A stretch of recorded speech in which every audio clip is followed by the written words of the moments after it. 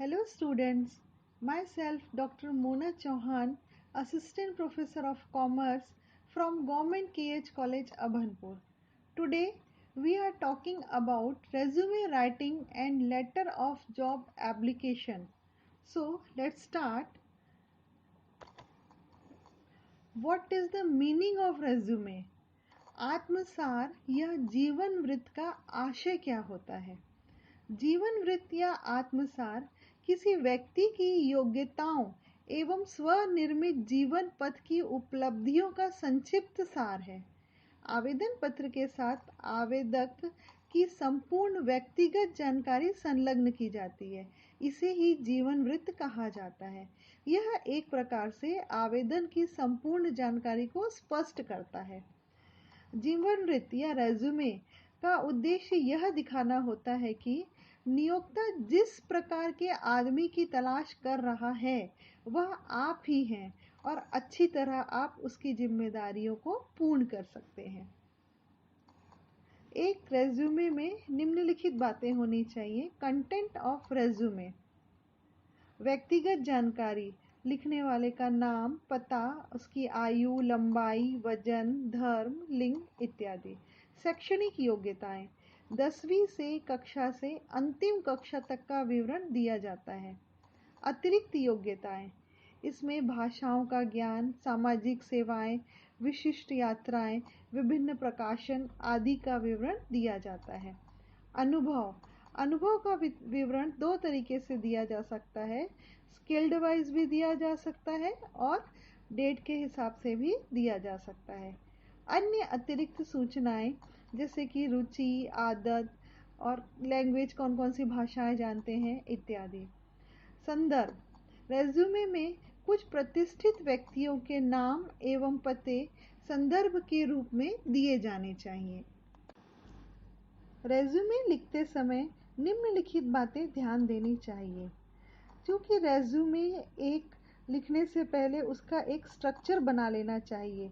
इसमें कई बातों का समावेश होता है। एक रेज्यूमे अत्यंत ही आकर्षक, सुबोध एवं संक्षिप्त होना चाहिए। रेज्यूमे मूल आवेदन की भाषा के अनुरूप ही तैयार किया जाना चाहिए। यदि आवेदन पत्र इंग्लिश में है तो रेज्यूमे भी इंग्लिश में ही होना चाहिए। तो देखते हैं रेज्यूमे में कौन कौन सी बातें ध्यान में रखनी चाहिए। रेज्यूमे में सभी सूचनाएं ईमानदारी से देनी चाहिए। रेज्यूमे जहां तक हो सके संक्षिप्त ही होना चाहिए।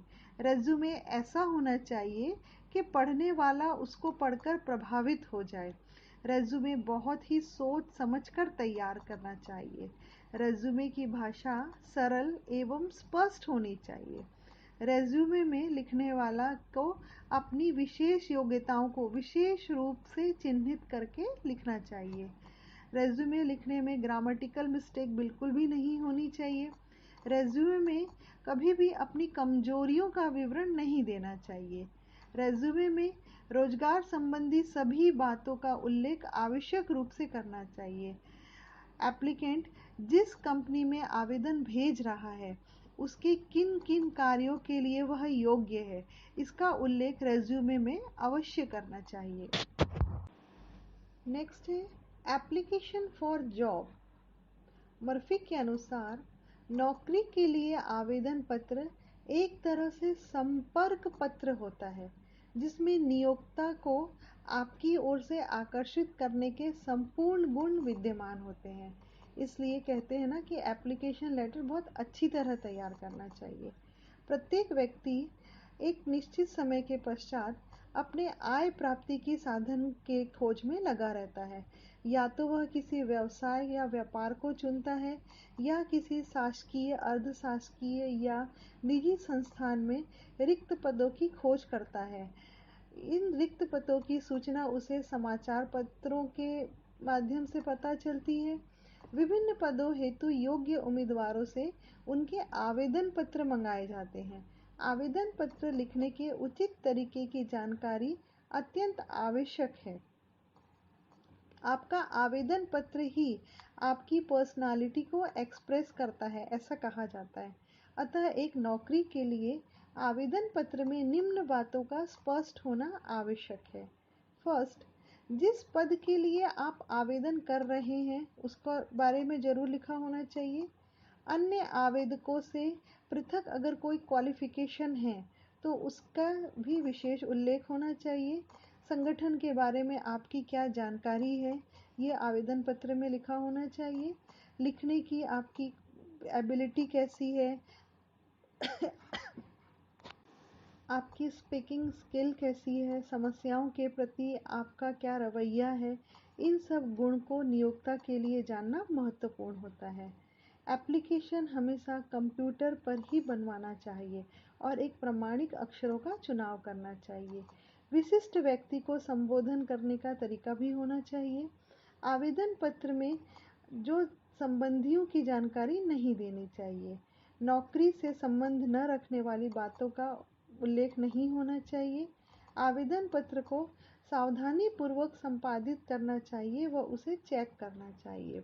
आवेदन पत्र का प्रारूप अधिकतम 1 पृष्ठ का होना चाहिए। अधिक जानकारी को संलग्न स्वरूप लगा देना चाहिए। नेक्स्ट है कंटेंट ऑफ एप्लीकेशन। आवेदन पत्र की विषय सूची। एक नौकरी के लिए आवेदन पत्र में निम्नलिखित संगठक होते हैं। पहला, आरंभ।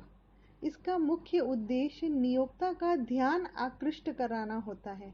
इसमें संगठन को आपकी नियुक्ति के पश्चात संभावित कार्यों का उल्लेख होता है। मध्यम पैराग्राफ। इसमें आपकी क्षमताओं का उल्लेख होता है। प्रायः यह 2 या 3 पैराग्राफ में होता है। इसमें नियोक्ता को आप अपनी क्वालिटीज से परिचित कराते हैं, जैसे शिक्षा, अनुभव, व्यक्तिगत व्यवहार, रुचि, गतिविधियाँ इत्यादि।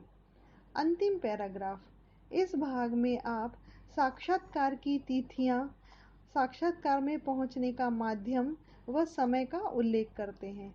साथ ही साथ इसमें mobile number, address, email address इत्यादि का वर्णन होता है। यह आवेदन पत्र के क्रियात्मक भाग को दर्शाता है। उसके बाद हस्ताक्षर। आवेदन पत्र में हस्ताक्षर सदैव नीले या काले रंग की स्याही से होना चाहिए। यदि आवेदक महिला है तो कुमारी या श्रीमती का प्रयोग अपने नाम के आगे किया जाना चाहिए। यदि कोई व्यक्ति व्यावसायिक डिग्रीधारी है तो उसे उसका पृथक से उल्लेख करना चाहिए। नेक्स्ट, संलग्नक। इसमें आवेदन पत्र के साथ संलग्न प्रपत्रों की संख्या का उल्लेख होता है। एंड लास्ट, आवेदन पत्र व जीवन वृत्त का संपादन। हमें एप्लीकेशन और रेज्यूमे का एक कच्चा स्ट्रक्चर तैयार करना चाहिए व इसके संबंध में किसी अन्य व्यक्ति जो कि एक्सपीरियंस पर्सन हो उसका मत लेना संपादन की दृष्टि से अच्छा होता है। एक अनुभवी व्यक्ति इस कार्य को बहुत ही आसानी से कर देता है।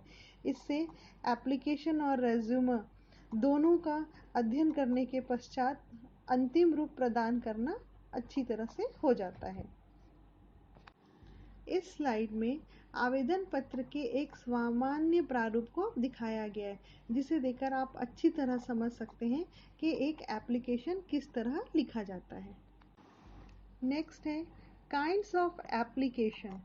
आवेदन पत्र प्रायः 2 प्रकार के होते हैं, प्रार्थित आवेदन पत्र, अप्रार्थित आवेदन पत्र।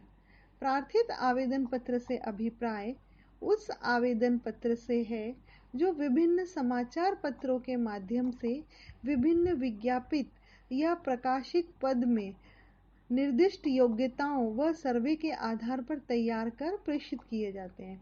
ये पूर्व निर्धारित भी हो सकते हैं।